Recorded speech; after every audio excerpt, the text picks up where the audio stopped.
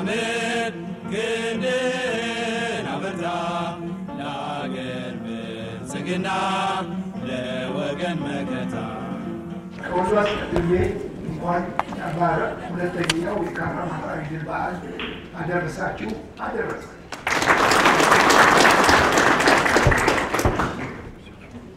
ይህ በዓል እንዳይከበር ብዙ ጋዜጣ የነበሩ ሲሆን ላለፉት 28 ዓመታት በሚገባ አልተወሳም፣ አልተወደሰም፣ አልተነገረም። ምክንያቱም ለሁላችንም ግልጽ ይመስለኛል የነበረው መንግስት ወይም ደግሞ ህወሓት የታሪክ ጠበኛ ነው። ታሪክ እንዲነገር አይፈልግም። በተለይም ደግሞ ይህ ሰራዊት ለኢትዮጵያ አንድነት የቆመ ስለሆነ የኢትዮጵያ አንድነትን ደግሞ ለማይፈልጉ ሰዎች ከፍተኛ ተቃውሞ ሊያጋጥም ስለሚችል ከምዕራባውያን ጋር ተሻርከው ያፈረሱት ጦሩን ለዚህ ሆነ። ሌላ ወንጀል ኑሮት አይደለም። በስነ ስርዓት የታነጸ ጦር ነበረ። ነገር ግን እንዳጋጣሚ ለኢትዮጵያ አንድነት ግንባሩን የማያጥፍ ሰራዊት ስለሆነ ለማፍረስ የተገደዱት በዚህ ነው። በዚህም ብዙ የሰራዊቱ አባሎች ብዙ ስቃይ ብዙ መከራ ደርሶባቸዋል። ግን ጊዜና ታሪክ እውነታን አይደብቅምና ምንም እውነት ብትመነምንም አትሰበርምና እነሆ ዛሬ ታሪኩ ፈንቅሎ እንዲህ ለማክበር በመቅጣችን በጣም ልንደሰት ይገባል።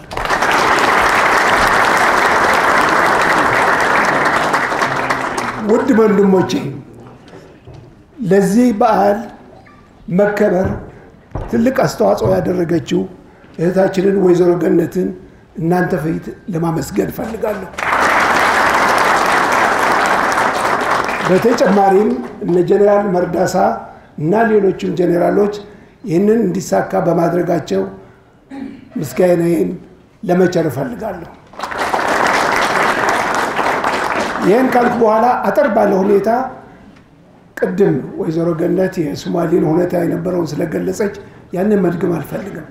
ነገር ግን በ1965 ዓመተ ምህረት ታሪክ ነውና የኃይል ሚዛን የሰራዊቱ በኢትዮጵያና በሶማሌ የነበረው የኃይል ሚዛን ለሶማሌ ያገደለ መሆኑና ምን ጊዜም ሶማሌ ብትወር የኢትዮጵያ ሰራዊት 40 ሺህ ይባላል ያኔ 32 ሺህ ነው እና የነበረው በሰሜን በደቡብ በምስራቅ እንዲሁም ሌላ ቦታ ተበታትኖ የነበረ ስለሆነ መቋቋም አትችልም ተብሎ ጥናት አጥንተው ጀነራል አሰፋ ያና የጦር ኃይሎች ጠቅላይ ኤታማዦር ሹም በነበሩበት ጊዜ በዚህ ቡድን ውስጥ ደግሞ የቀድሞ ፕሬዝዳንቴ መንግስቱ ኃይለ ማርያም የመሳሪያ ግምጃ ቤት ኃላፊ ስለነበሩ የሶስተኛ ክፍለ ጦር አጥኚ ቡድን ውስጥ ነበሩበት።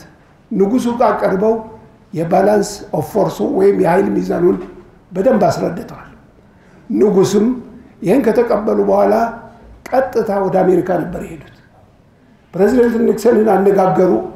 መሳሪያ እንዲሰጠን ብለው ሲጠይቋቸው እኔ ከብሬዥኔቭ ጋር ተነጋግሬያለሁና አይወጓችሁም ብሎ ባዶ እጃቸውን መለሷቸው። ከዛ እንደተመለሱ ወደ ቻይና ወደ ሞስኮውም ሄደዋል።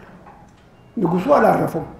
መጨረሻ አልሳካ ሲላቸው የሚኒስትሮች ምክር ቤት ስብሰባ ተሰብስበው ባይሆን ኢትዮጵያ በዚህ አይነት ችግር ላይ ያለች የራሳችንም ልብስ ቢሆን ሽጠን መከላከል አለብን በሚል አውጥተው ከግምጃ ቤት 100 ሚሊዮን ብር ነው በውጭ ምንዛሬ ያኔ ለአሜሪካን መከላከያ ሚኒስቴር የከፈሉት። ያ ገንዘብ ምን ሆነ የሚለው ጥያቄ ሲመጣ በኋላ አጠር ባለ ሁኔታ ለማስረዳት ሞክራለሁ።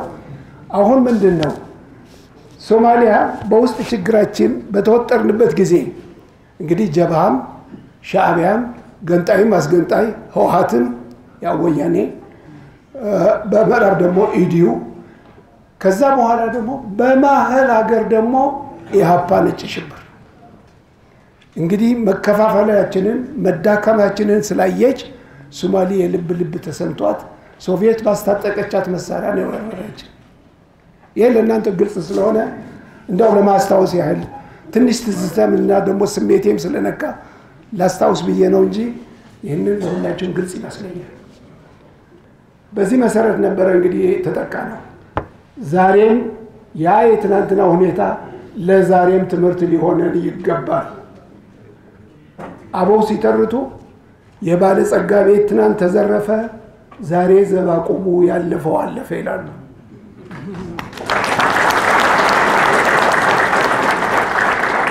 ወንድሞቼ ዛሬ ያለንበት ሁኔታ ኢትዮጵያ ለመፈራረስ በተጠጋችበት ጊዜ ነው። ግን አሁን የአንድነት ኃይሉ ደግሞ እያየለ መጥቷል።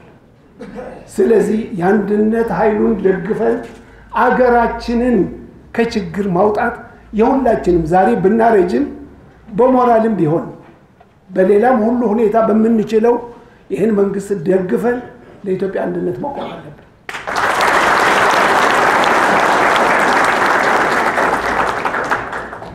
እዚህ ላይ እንግዲህ ሶማሌ ወረራ የተባለው ቅድም ሁሉም የገለጹት ስለሆነ እዛ ላይ መድገም አልፈልግም። እንዳጋጣሚ ሆኖ የአድዋ ድል የተከበረው በየካቲት 23 ነው።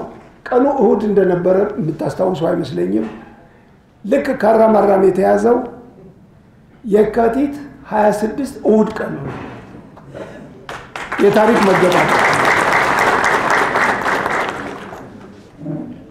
እዚህ ላይ እንግዲህ ተስፋ ተቆርጦ የነበረው በእውነት እዚህ የቀድሞ ፕሬዝዳንት መንግስቱ ኃይለማርያምን ለማመስገን እፈልጋለሁ።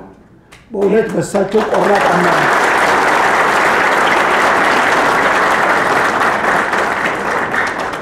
በአጭር ጊዜ መጀመሪያ ድርድር ተሞክረዋል። የመን ላይ ኤደን ላይ የተደረገው ድርድር ፊደል ካስትሮ ባሉበት አሊ ሩቢያ የሚባለው የየመን ፕሬዝዳንት የነበሩበት ባሬና መንግስቱ ሆነው ድርድር ተቀመጡ። ኡጋዴንን ቆርሳችሁ ካልሰጣችሁን በስተቀር ድርድር ተብሎ ነገር የለም፣ እንዳውም ጦር ሜዳ እንገናኛለን ሲሏቸው መንግስቱም መንጌም የዋዛ አይደሉም፣ እኔም ጦር ሜዳ ላይ እንተያያለን ብሏቸው ነው የወጡት።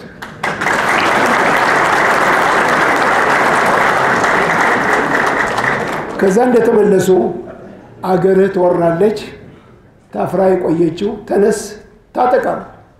የኢትዮጵያ ህዝብ በአንድ ስሜት ከዳር እስከ ዳር ነው የተነሳው። ከጋምቤላ እስከ ትግራይ ከኤርትራ ጭምር ሁሉ ሳይቀር ዘምተዋል። በዚህ ያኔ በኢትዮጵያ አንድነት መንፈስ ነበረ ሁሉም የሚንቀሳቀሰው እና ያን ጊዜ ቅድም እንደተነገረው ታጠቅ ጦር ሰፈር እንደ አዲስ ስጋ ሜዳ ነበረው የሚባለው ቀደም ያለው ስሙ ታጠቅ ተሰፈር ተዘጋጀ። ሰራዊቱ እንዲከት ተደረገ። መሳሪያ ግን አልነበረንም። በዚህን ጊዜ ነበር የአሜሪካን መንግስት ያ የተከፈለው ገንዘብ መሳሪያ ተከፍሎበት መሳሪያውን የከለከለ። በወዳጃችን ተካል። ከዚህ በኋላ እንግዲህ ወደ ሶሻሊስት አገር ፊታችንን ማዞር ስለነበረብን የተወሰነ ቡድን መሳሪያ ፍለጋ ወደ ምስራቅ አውሮፓ፣ የተወሰነ ቡድን እንዳውም እንዳጋጣሚ እዚህ ጓድ ገሰስ አለ ታጠቅ ጦር ሰፈር እንዲያስተባብር የደርግ አባሎች፣ ሌሎችም በፖለቲካ ኮሚሳሪያት እነ ደጀኔ፣ ሌሎችም በፖለቲካ አሰሪነትና አስተባባሪነት፣ ሌሎችም በአዛዥነት የደርግ አባላትም ራሳቸው ምሳሌ እንዲሆኑ ተብሎ አብረው ነው ታጠቅ ጦር ሰፈር የገቡት። ስለዚህ እኔ እንዳጋጣሚ እዚህ አንድ ሁለት ገጠመኞች እንድነግራቸው እችላለሁ። መሳሪያ ፍለጋ የሄድኩበት ጊዜ ነው። አንደኛው አጋጣሚ ያጋጠመኝ ሃንጋሪ ነው። ከቺፍ ኦፍ ስታፉ ጋር ስንነጋገር መሳሪያውን ፈቀዱልን ለአንድ ክፍለ ጦር፣ ድንኳኑም ሁሉ ፈቀዱልንና ትንሽ መትረየስ ከባድ መትረየስ ያንሳል አልኩት። አይ እንደው እኮ አላወቅንም፣ የዛሬ 2 ሳምንት እኮ ሶማሌዎቹ ወስደውት ነው አለ።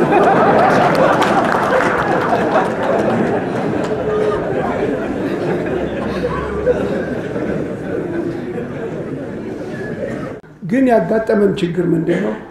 እዚህ ጀነራል ገብረ መስቀል አዝብጤ ቢኖር ደስ ይለኝ ነበር። ሁለታችን ነበር፣ ሌሎቹ እነ ባሮ ተምሳን ከሲቪልም እንደዚሁ የፖለቲካ ሰዎች ማብረን ነበር ይሄን ነው።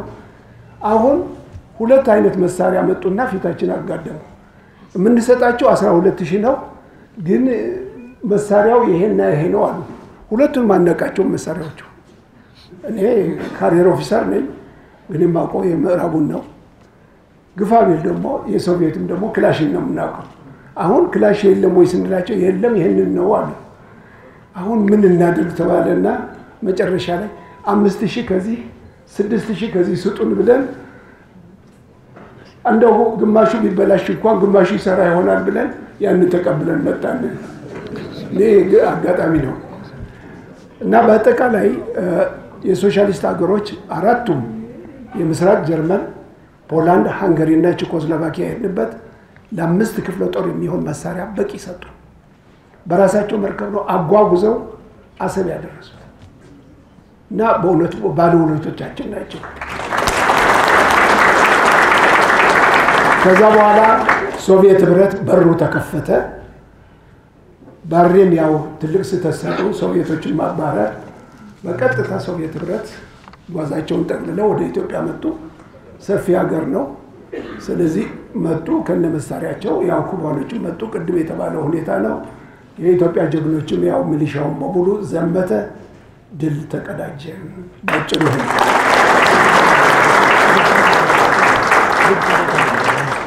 አንድ ነገር አስታውስኝ። አንዳንድ ጊዜ ሁሉንም መናገር አይቻልም፣ አስቸጋሪ፣ ጨልጦ መጠጣት እንጂ ጨልጦ መናገር አስቸጋሪ ነው ይባላል። ግን አንድ ትዝ ያለኝ ነገር ምንድነው አሁን ያስታወስኝ፣ ኮሪያኖች ልብስ ለሚዘምተው ሰራዊት ልብስ አልነበረ፣ በአጭር ጊዜ መድረስ ነበረበት። የሚገርማችሁ የደቡብ ኮሪያኖች ናቸው ያንን ልብስ በአስቸኳይ ለሚሊሻ የሚሆን ሰፍተው ያቀረቡትና እነሱም ሊዘነጉ አይገባም። ሌላው ያጋጠመኝ በ69 አንድ የሄድኩበት ሀገር ነበረ መሳሪያ ልመና፣ ሰሜን ኮሪያ ነው። እኔ ሰሜን ኮሪያ ከዛ በፊት ፒዮንግያንግ የሚባል ከተማ ሰምቼው ማለት ስለ ደቡብ ኮሪያ ነው የማውቀው። ልክ እዛ እንደሄድ ሌላ ነው አገሩ፣ ኮሚኒስቶች ናቸው ያኔ። ሁሉም ነገር አበባ ይመስላል፣ ምን ይመስላል። እና መጨረሻ ላይ ልክ ፕሬዝዳንቱ ጋር ለመቅረብ ስንዘጋጅ ሐኪም መጣና ትመረመራላችሁ አለ እንጂ እኛ ምንም አልሆንም። ትበላላችሁ? አሁን እንበላለን። ትተኛላችሁ? አሁን እንተኛለን። ወጣቶች ነን ደግሞ። እንግዳው ሐኪሙ የግድ ማየት አለብን። እሺ አልን፣ ተመረመር። በማግስቱ ፕሬዝዳንቱ ቀረብን። ለካ በሽታ እንዳናጋባ ነው ነገሩ። እዛ እንደቀረብንም ትንሽ ችግር የነበረኝ ደቡብ ኮሪያ ላይ አብረን ዘምተን ስለነበረ ከደቡብ ኮሪያኖች እና ከአሜሪካኖች ጋር ቅሬታ ይኖራቸዋል ብዬ ትንሽ ለማባበል ሞከርኩ። ያኔ የኢምፔሪያሊዝም እንትን ሀገራችንን አስቸግሮ ስለነበረ እንደዚህ ነው አሉ። እነሱም ለአንድ ክፍለ ጦር የሚሆን መሳሪያ ፈቀዱልን። ስለዚህ እነሱም አሉበት እዚህ ውስጥ ማለት ነው።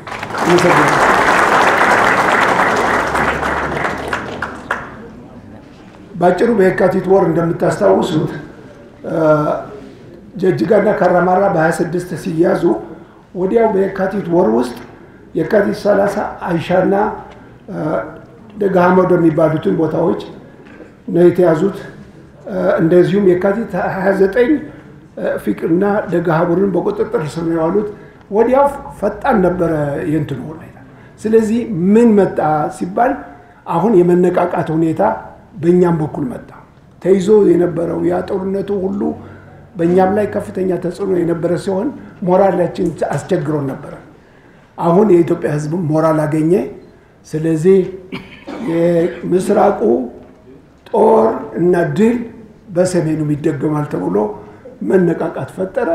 እውነትም ሰራዊቱ ደግሞ ወደ ኤርትራ ሄዶ ዘመቻውን አከናውነዋል እና ባጭሩ ይሄን ነው ለመግለጽ የምፈልገው። አመሰግናለሁ።